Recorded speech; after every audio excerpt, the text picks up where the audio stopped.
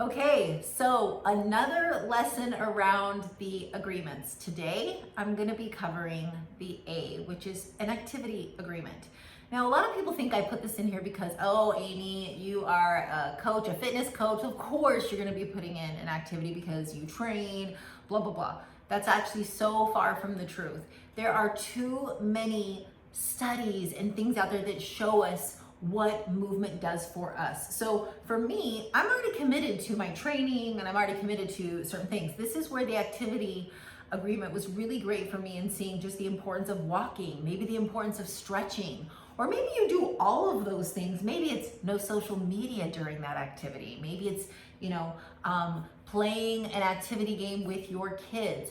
Point being, I put this in there because let's face it, we're a society that we're lazy. We don't do enough movement. Most of us sit at desks all day, and I know that I'm not going to be stretching you by ensuring that you have every day an activity agreement. Maybe it's 10 minutes of walking, but that's 10 minutes more than you probably would have done otherwise. But I want to share some stats with you just about walking because I know a lot of you might choose that as one of you, is that amongst 50 to 90-year-old diabetics, those that walked more than 1 mile per day had a twofold lower risk of death from all-cause mortality and a fivefold lower risk of death from non-coronary heart disease related deaths.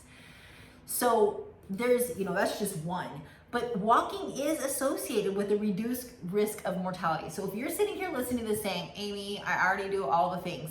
Well, then you can level it up by adding other things to it. Maybe it is no distractions during it. Maybe it's doing something with your kids. But all of this, every single day of the week, need to have activity in our lives, period. So this is why it's on there. This is why it's a non-negotiable. This is why it became one of those final four that I felt like these are 4 pillars in your life that are gonna make a difference.